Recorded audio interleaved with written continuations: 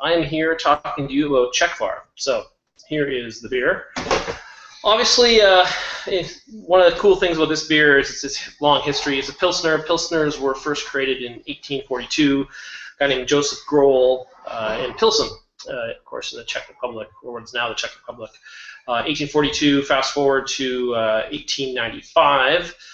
This beer, and folks may be aware that this beer actually has a bit of a controversial history in the sense that there's been trademark dispute for many years around the name. In Europe, you'll often see it as Budvar or a Budweiser Budvar. You probably are very familiar with another Budweiser beer, and there's actually been ongoing discussions for many years about this beer and how it's been portrayed. I thought we'd start today with the Pilsner because they are such an important beer. You know, most of the beers we drink today actually are Pilsners. They are the golden, clear, delicious lagers that we're all so familiar with. So, without further ado, no one else on board. You're all welcome to join. I'm hoping someone does. If not, we'll keep doing this until someone finally joins us. I'll open this beer. So first off, one of the things we talk about is definitely check the back of the beer. I see we have one person joining. We have the esteemed Brady, who of course works for the Beer Diaries. He has no picture yet. Here, I'm actually just talking about the concept of best before dates and pointing out that there is one on this bottle. The date format is day, month, year, and it's important to check that before you enjoy it. So Brady, you've been to the Czech Republic and enjoyed these beers, as I recall. Can you maybe say a little bit about that? It was many a moon ago. Yeah. I spent a good, healthy summer in Prague, in the southern part of the country, in 1995, we'll say. Wow. And it was totally an epiphany as far as beer appreciation is concerned for myself. And I've always held a soft spot in my heart for Czech-made Pilsners, and Czechvar is one of the better ones, I must say. Cool. We actually have another visitor. Oh, is that you? Yes, can you hear me? I can hear you and I can see you. Where are you joining us from? Germany. Germany, what time is it? Right now it's 5 past midnight. Not bad. I mean, it could be worse. I'm still working out the ideal time for these hangouts, but definitely want folks to be able to join. Really glad you're here. It'll never be optimal for me though. But right now, as I am not starting studying yet, I'm basically out of work, so hey! Well, did you manage to get the beer? Over there it's Budvar, or are you gonna be just drafting along with us, learning about beer? No, I got some Budweiser in the fridge. That's one that is very easy to get around here. Oh, cool. And what part of Germany are you in?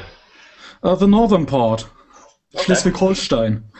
Ah, nice. So you might as well grab that beer because we're just about to get started here. We also have Brady on from the Beer Diaries. So we are going to open our Budvar. I was just pointing out the best before date, making sure folks know that the format is I'll be right back. day, month, year.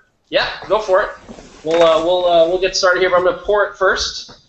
So obviously one of the things to consider pouring, you actually do want a significant head in these beers. 2 to 3 fingers, and so you pour in such a way that you actually end up with a pretty good head on it. So I'll sort of pour it, and don't be shy about literally pouring right down the center to build up some delightful foam. We're starting to go here. You can get some height on it. You want to really get it going. One of the characteristics, of course, of a good Pilsner is nice, heady, delicious white foam on the top. So there we have it. Brady, any comments on the pour? Do you like that one? Was it poor? Was it good? Adequate? But it looks pretty good. I got the same glass. I'm going to do the same thing myself. Yeah, a couple inches ahead is better than a thin film you get at a pub usually. So take advantage of doing it at home and get a nice head. Get some of the bubbles out of it because they do tend to overcarbonate these types of beers by nature. Cool. And Ole, are you a fan of the Budvar? Do you have it commonly, or what do you normally drink? Well, it is one of the ones I like rather much over the years, even before you brought me into the craft beer kind of thing. Yeah. It was one of those that, it had something going. Besides that, I usually drink some Flensburger. It's a brewery from very northern Germany, and they do this Keller beer, which is like an unfiltered beer kind of thing. I don't know. Yeah, it's a yeah, very, very, very cloudy, light, but pretty tasty. Keller beers are very good for sure. Yeah, it's has a lot of spice to it in a way. It's one that makes you have a hangover if you have too much of it, but it works. All right. Well, let's get started. So obviously, I've poured it. I am one of the key things. Obviously, very quickly after pour it, you do want to take a good sniff of it. And you notice the glassware. One of the key things you typically want a taller, thinner glassware for a pilsner. The reason, very simply, is this was one of the beers, like I said, in the late 1800s. One of the first clear beers that was actually made. They're making pale ales in England around the same time. But this is a beer that's is really, really well known for the clear, lovely color. You can see the bubbles in it, and so always take a sniff. You want to pour it, and then actually really take a sniff early. You'll smell some. You'll get like a nice nose of the classic Saaz hops. That's the classic hops on this. Don't get foam up your nose. Are you okay? Yeah. All good. All right. So what are the key things on the nose on the Saaz hops? They're an earthier kind of flavor. So you should feel earthier, spicier. It's not like the really piney, citrusy ones of here in. There's Brady here in North America. He's there. He's gonna hopefully have his beer. Hello. Okay, that's fixed. I did the old Windows fix it. restart. Don't worry, through the magic of editing, I'll make you disappear previously, and no one will know you existed. No problem. It's time to pour that beer. Yeah. So let's. So obviously, first you smell it, and then definitely take a look. I mean, this is a lovely. I can kind of get some nice light through going through. This is a lovely golden clear, little bit of carbonation going, and still you can see the head is still hanging out. Definitely a cool thing to have. So spicier hops. You should mild bitterness on this one. So just take a first sip after you take a nice sniff. So, anything notable, Ole? Anything that's jumping out at you on this one? The first thing I noticed on the smell, there is the earthiness you described. I also get a little bit of floral aroma there. Yes. Personally, that's quite common. That's one thing that really sticks out to me. Ah, he's ready. Brady's got his too. So yeah, also floral as well. Definitely, it's another character of the Saaz hops. Sometimes you get a little biscuitiness. Like when we try it, we're probably finding it's not overly bitter. I think I read online people estimate the IBUs around 20. So bitterness units, it's actually below what a typical Czech Pilsner has. Definitely. Brady, what do you think, Mr. Brady? I'm surprised the count of the IBUs kind of tells you a lot about. You should take the IBU listing with a grain of salt. This 20 is not very high, but I find Czechvar and most Czech Pilsners to be rather hoppy, smelling and tasting, but the count is not very high. So it tells you something about how they measure it and what the different meanings for aroma, dry hopping, and in general hop bitterness perception are. When this is nice and hoppy, the count's so low. And I think the other thing too in this obviously is, you have a nice biscuity malt. One of the classic things that's amazing with the Pilsners were that they were made. It's kind of the ideal conditions to create them. They have the Saaz hops locally and also the Moravian barley, and so the barley should have a nice biscuity kind of finish, sort of supporting the hops. And it should be, it's certainly not sweet, and it's certainly very dry in the finish, like a very, when you finish it, it's a. You want to have another sip. There's just enough bitterness to kind of make it. Absolutely. It's one of those evil over and over again drinks. I always hated when one of the bars around here has it on tap. It's very dangerous. I would love that thing on tap.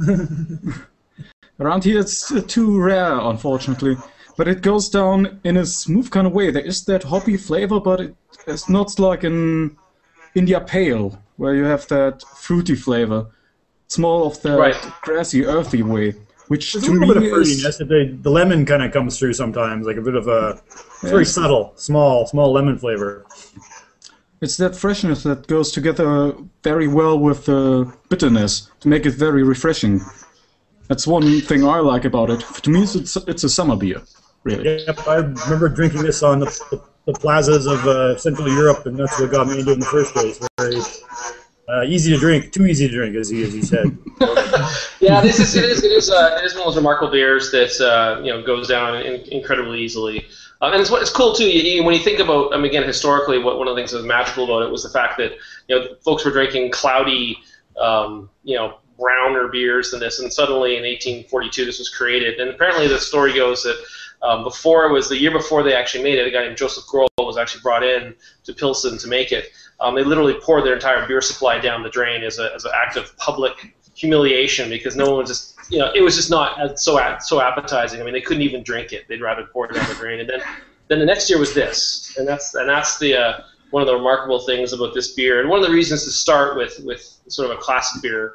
And that's about it. Finish again. Like the only other thing too is one of the things again. You look, you smell, you think about it on your tongue. Very, very light. Very, very easy drinking. Any comments on finish? It's not thin or watery. No, it's not thin or watery, but it definitely has a nice clean, clean kind of finish to it. That just you kind of try it and go, wow, I can just drink this and drink this. To me, that's also part of the carbonation, because that makes it also feel lighter than it actually is. That's one thing where in Germany, I'm absolutely used to Pilsner. That is like the beer around here. So anything else that you try, what is normal in other parts of the world, to me, always seems to have such low carbonation. It's very strange. Yeah, I think some of the Belgian golden ales and strong ales, they're very carbonated, but Pilsners, as you said, are quite. And they're carbonated. They're again meant to be. They're really a beer, ideally maybe a summer beer, and very palate cleansing, very good with food. Large variety of food available for them as well. Refreshing. You can have a couple of them and be good to go. Yes, indeed. And that's I don't have too much else on this. I think it's a really tasty beer. As I said, I think the reality is it's not super complicated, but it's very, very easy to drink. Do you guys have any final thoughts, Brady? Do you have any comments of what you think?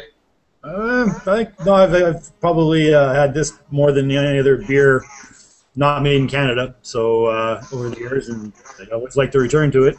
And you cover all different flavor components, and I can't really add too much more. I just kind of want to drink more of it. Yeah, we can hang out and drink some more beer. And so, how about you? Yeah, how about you, Ole? What's your final thoughts on this tasty one? Well, it's a Pilsner, but it definitely is far above average. So I can only recommend it all the time. Very good. Well said. Yeah.